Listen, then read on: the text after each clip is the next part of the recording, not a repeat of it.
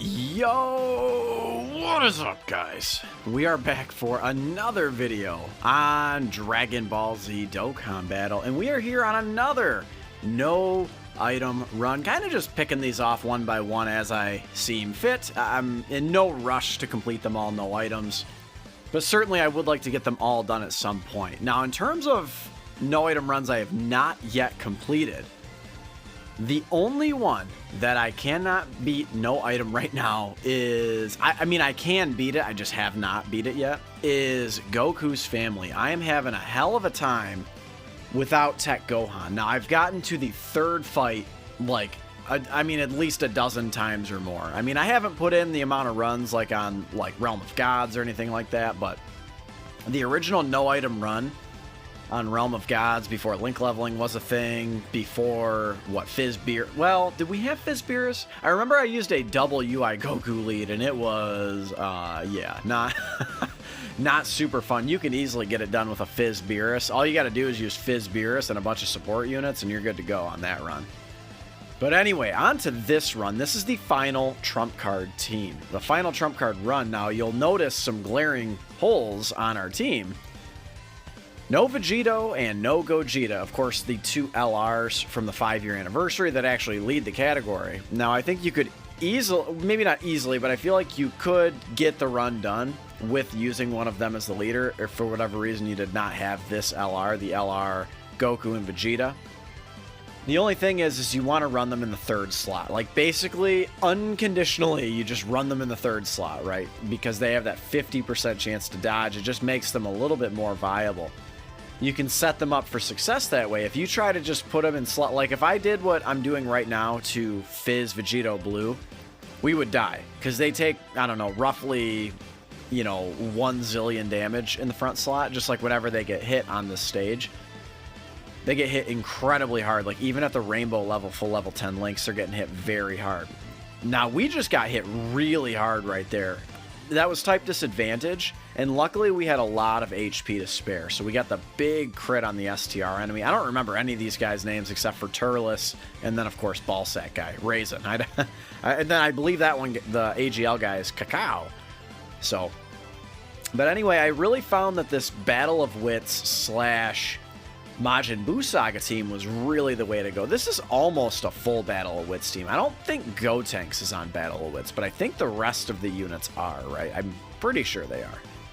The Majin Buu Saga would be Gotenks. A few of them are on Majin Buu Saga too, obviously. But anyway, this run, really, there are a lot of instances. I feel like everyone contributed a little bit to the team. Like, I really feel like it was just like overall is a pretty balanced team. Now, the one thing that I feel like is just such a big bummer is Gotenks, man. Base Gotenks is honestly, unless you get him a double super, he's still taking quite a bit of damage on normals. And then, of course, if Candy Vegito gets hit, that's an issue, because he's taking about 120k, you know, between 115 and 140k or something on normals. He gets hit insanely hard.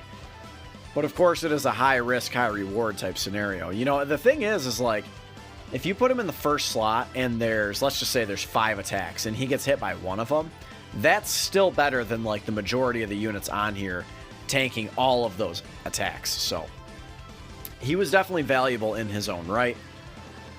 The other thing that I noticed is on this particular stage, just these units are so powerful. Like, between the two Vegitos and then of course the LR, we're doing so much damage that we don't even get to turn 4 for an opportunity for those guys to fuse. So at no point, I'm pretty sure, at no point during this run do we get that fusion. I'm pretty sure that that is the case.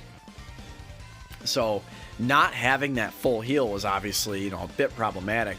It does make you kind of realize, like, wow, man, could you imagine if that was a turn 3 active skill instead of a turn 4? Turn 4 in the new stages coming up soon on Global, but Extreme Super Battle Road, the enemies have an awful lot of health. So, like, if you're running the Extreme Majin Buu Saga, you're going to have no issue getting them to fuse. You'll easily get to turn 4. You'll probably get to, like, turn 7, 8. I think I've seen some posts on the Reddit of, like, people at turn 11 on, like, the final boss of Majin Buu Saga. Now, it's probably a free-to-play player or something like that, but regardless, we're just doing too much damage. I think it actually takes us a while to get the Dokkan attack as well. I don't think we're in any danger of like getting the Dokkan attack on this stage or anything like that.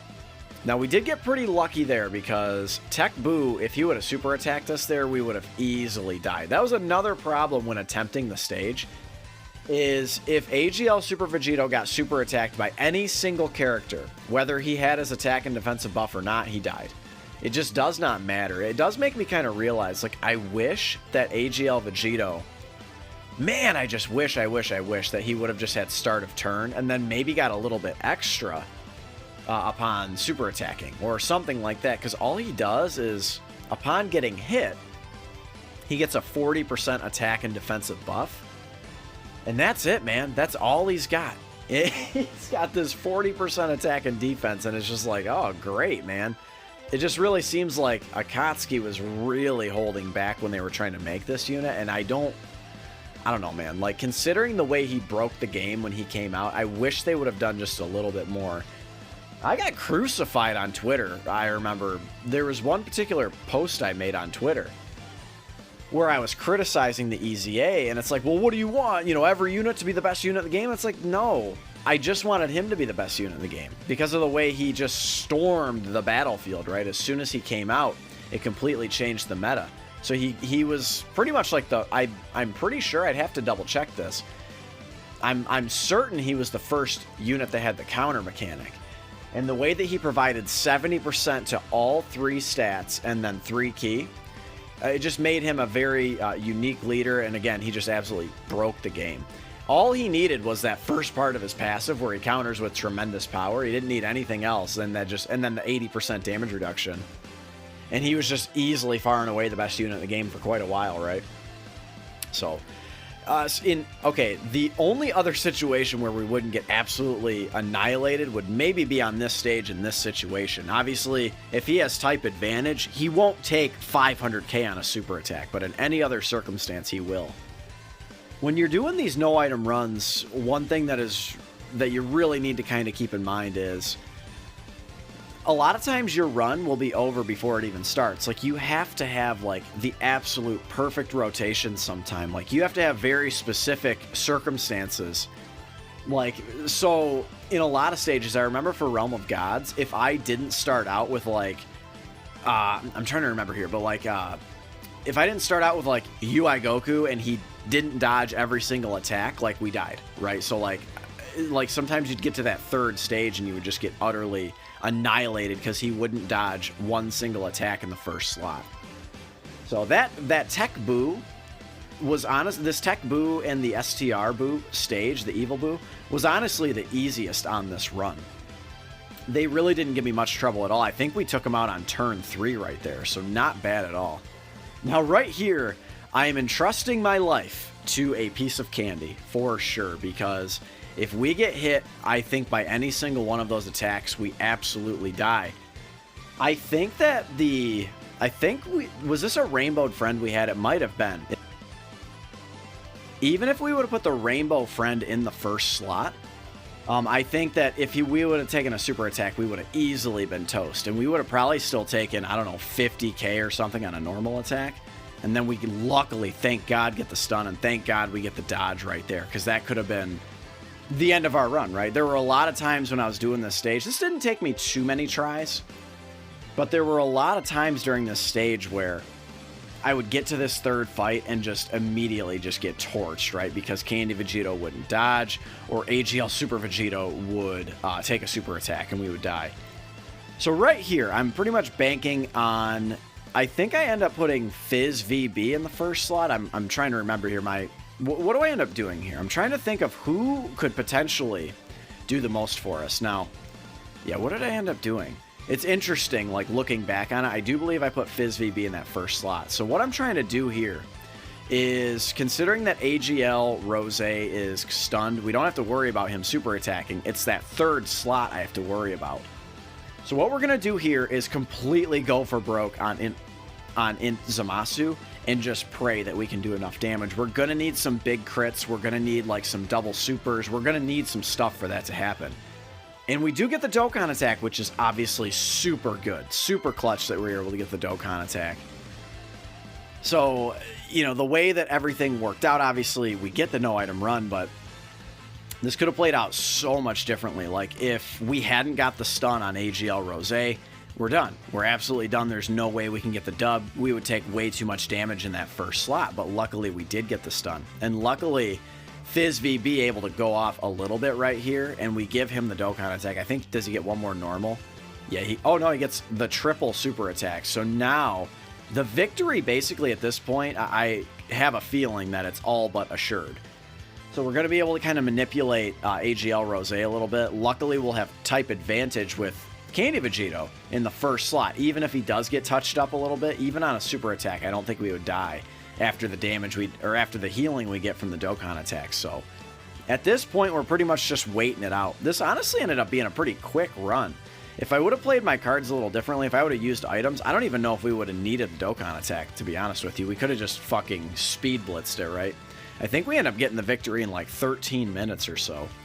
But yeah, again, trusting the life to the Vegito. So I don't think he'll take like a zillion damage on normals. I think he would take probably 40k or something before he super attacks.